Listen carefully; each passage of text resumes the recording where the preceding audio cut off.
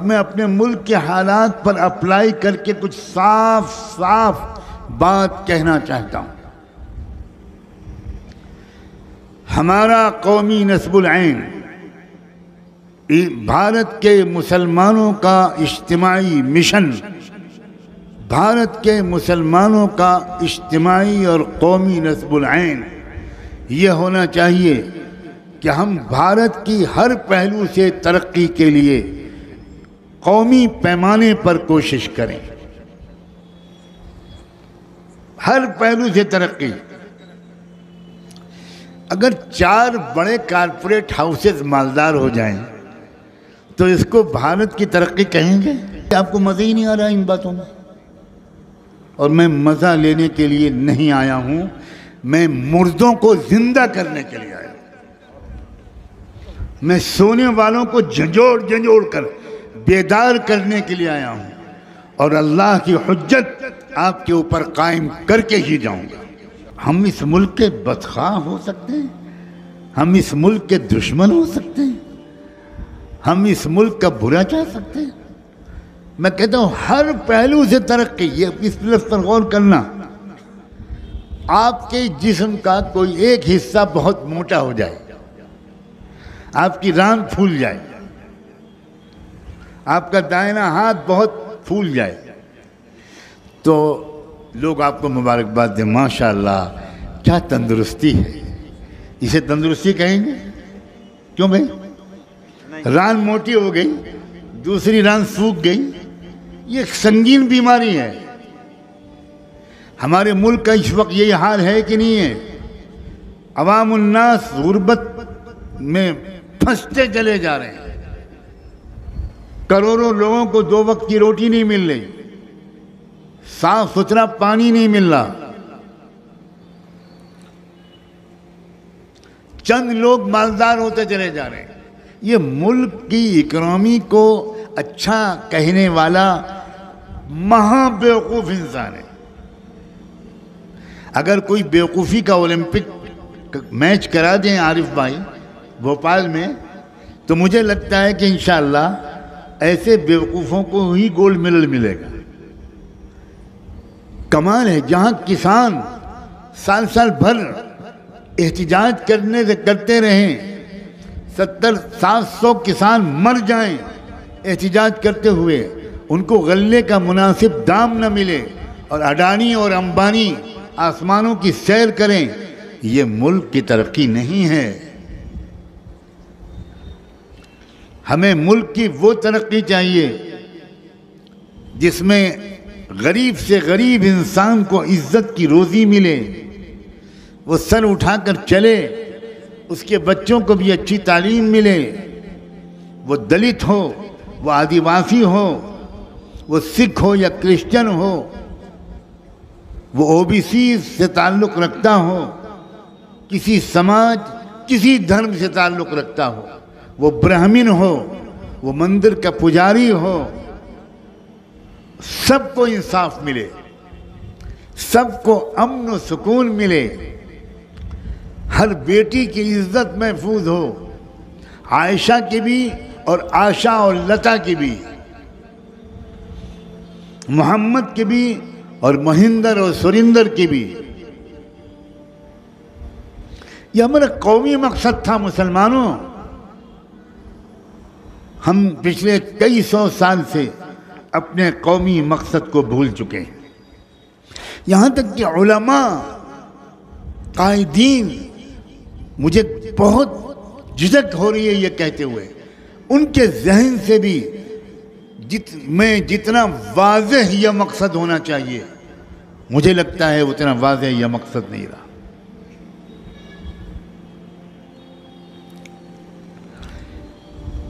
क्या ज़रूरत थी हमारे उलमा को मुल्क की आज़ादी के लिए खड़े होने की?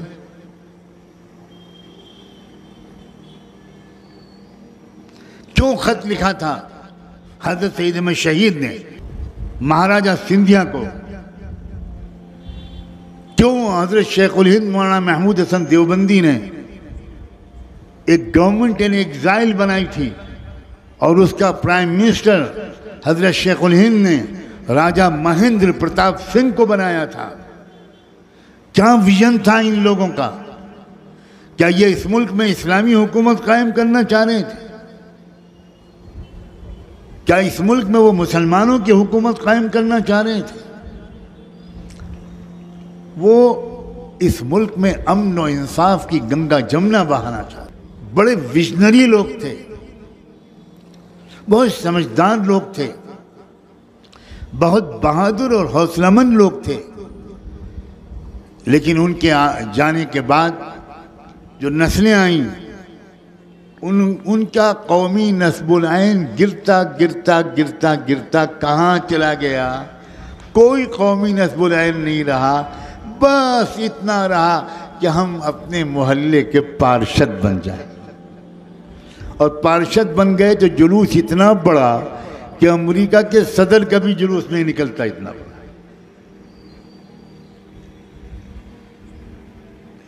क्या कीमत गिरा रहे हो भाई? इतना अपना भाव कम हो गया।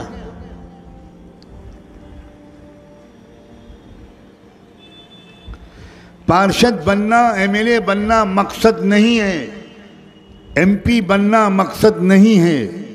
पार्षद बनना, एमएलए बनना और एमपी बनना मुल्क की तरक्की के लिए काम करने का जरिया है, अपने शहर की तरक्की के लिए काम करने का जरिया है, अपने वार्ड की तरक्की के लिए काम करने का जरिया है। और तरक्की की एक शिक ये है कि सड़कें बन जाएं, स्ट्रीट लाइट लग जाए। और तरक्की का एक पहलू ये है कि हर बच्चे को अच्छी तालीम मिल जाए। तरक्की का एक पहलू ये है कि बेरोज़गारों को रोज़गार मिल जाए। तरक्की का एक पहलू ये है कि हमारी कुंवारी बच्चियों की इज्जतें महफूज रहें, समाज में शराफत फैल जाए, समाज में अच्छे अखलाक फैल जाएं।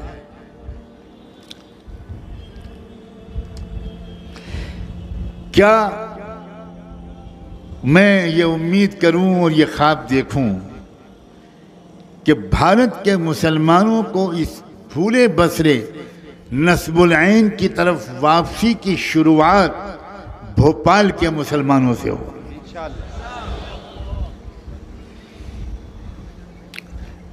इंशाअल्लाह जो है ये बड़ा बदनाम हो चुका है। हम लोग तबलीगी लोग हैं,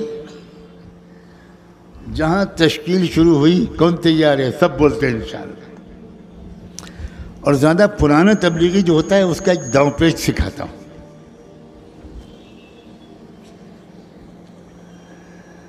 निज़ामुद्दीन मरकज़ में एक बुज़ुर्ग हुआ करते थे, कारी ज़हीर साहब। क्या शख्सियत थी उनकी, पल भर में हंसाते थे, पल भर में रुलाते थे, गज़ब के इंसान थे। वो बयान कर रहे थे, उनके बयान के ख़त्म होते ही एक साहब उनके पास में खड़े हो गए और कलम डायरी लेकर खड़े हुए कि भाई बताओ कौन तैयार है अल्लाह के रास्ते में निकलने, माशाअल्लाह नाम लिखाओ। तो कारी ज़हीर साहब ने कहा ये है बहुत चालाक आदमी, ये खड़ा इसलिए हुआ है कि अब इससे कोई नहीं पूछेगा, ये दूसरों से पूछ रहा है, इससे कोई नहीं पूछेगा। तो कारी साहब ने पकड़ा और कहा माशाअल्लाह हमारे ये भाई नकद 4 महीने के लिए तैयार। अब वो गया फंस। तो मैं भी इसी मदरसे का तालिब इल्म हूँ, मैं तुम्हारे इंशाअल्लाह से धोखे में नहीं हूँ। अंदर से क्यों नहीं जड़प पैदा होती, क्यों नहीं ये बात पैदा होती कि ठीक है आज आप इतनी ही बात कर सकते हैं, हम आएंगे आपके पास, बताइए कहाँ पहुँचे, कब पहुँचे, और हम तफसील पूछेंगे इस बात की कि इस मुल्क की ऑल राउंड डेवलपमेंट के लिए, इस मुल्क के हर पहलू से तरक्की के लिए, सिर्फ मुसलमानों की तरक्की के लिए नहीं, हर इस मुल्क की तरक्की के लिए बताइए हम क्या कर सकते हैं। मैं एक स्टूडेंट हूँ, मैं क्या कर सकता हूँ, मैं एक टीचर हूँ, मैं क्या कर सकता हूँ, मैं एक छोटा सा दुकानदार हूँ, मैं क्या कर सकता हूँ, मैं किसान हूँ, मैं क्या कर सकता हूँ, मैं इमाम और ख़तीब हूँ, मैं क्या कर सकता हूँ, मैं मुफ्ती और काजी हूँ, मैं क्या कर सकता हूँ, मैं एक लड़कियों के स्कूल की टीचर हूँ, मैं क्या कर सकती हूँ। पूछने वाले ही लोग नहीं मिलते। 2 घंटे के बयान के बाद कोई पीछे से उठ के आता है कि मुझे हज़रत से एक बात करनी है। हज़रत बहुत खुश होते हैं माशाल्लाह कि शायद एक आदमी के दिल पर चोट लगी और वो आ रहा है अपने आप को पेश करने के लिए, और वो आता है अब कान में कहता है मेरी बीवी के कान में 2 बजे रात को सीटी बजती है। कौन से कब्रिस्तान में आपको दफन किया जाए, कौन से पागल खाने में आपको भेजा जाए? कमाल है। अरे भाई सीटी बजती है तो बीवी से पूछो, मुझसे क्यों पूछ रहे हो? किससे दोस्ती है उसकी जो सीटी बजाता है? वाह, बदमाशी तुम्हारी बीवी करे ताबीज हम लिखें। क्या हो गया मुसलमानों को? बुलंद अज़ाइम कहां चले गए? बुलंद हौसले कहां चले गए? मुल्कों में तब्दीली लाने के इरादे कहां चले गए?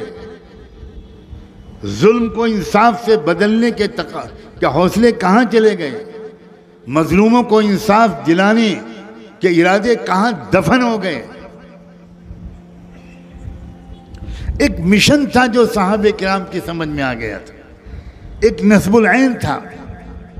चुनांचे वो जब दूसरे मुल्कों में जाते थे तो वो ये नहीं कहते थे कि हम यहाँ इस्लामी हुकूमत कायम करने आए,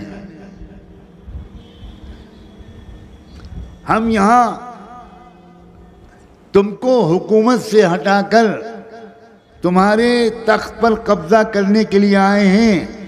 हयात सहाबा में एक लफ्ज़ दिखा दो ऐसा, सहाबा की तारीख की किताबों में एक जुमला मुझे ऐसा दिखा दो। वो इतने अहमक और बेवकूफ़ नहीं थे इस्लाम को न समझने, क्या जिस तरह हम मुजरिम हैं। सहाबा ही ने तो इस्लाम को समझा था।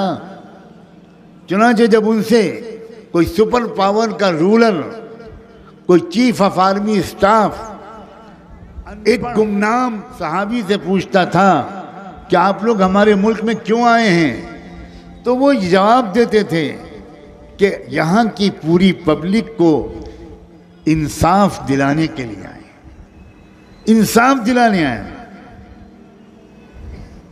जो सिस्टम आपके मुल्क में चल रहा है उसमें इंसाफ नहीं है, उसमें गरीबों का काम टैक्स देना है और कुछ लोगों का काम गरीबों के टैक्स पर अय्याशी करना है।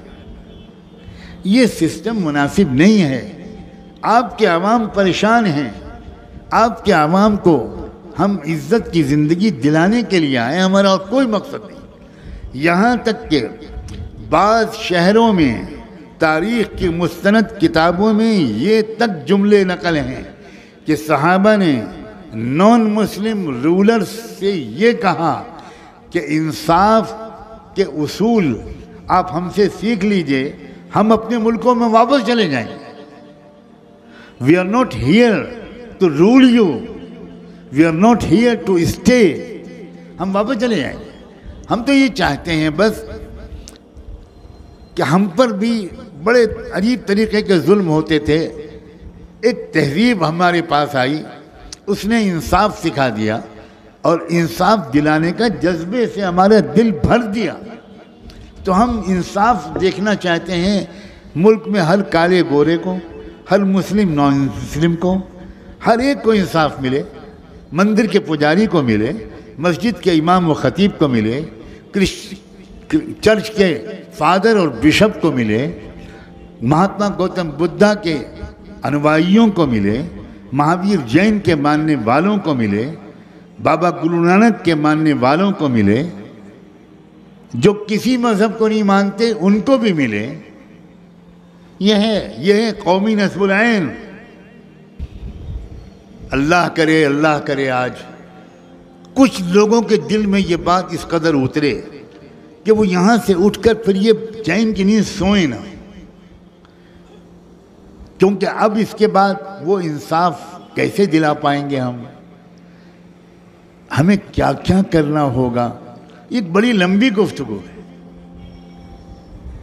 और हर एक पेशे में लगे हुए लोगों को इस पाकीज़ा मुक़द्दस मिशन में अपना हिस्सा डालने के लिए अलग अलग मशवरा देना पड़ेगा।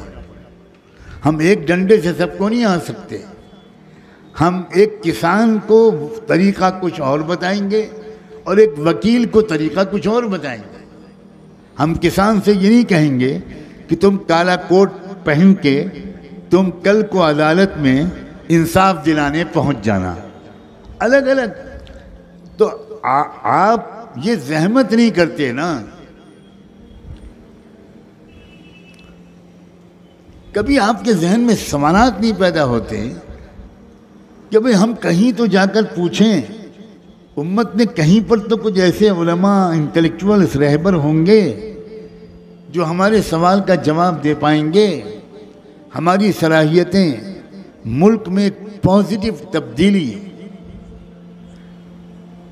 एक इंसाफ और एक पीसफुल को एग्जिस्टेंस का माहौल बनाने में हम किस तरह हिस्सा डाल सकते हैं, कोई तो बताने वाला होगा।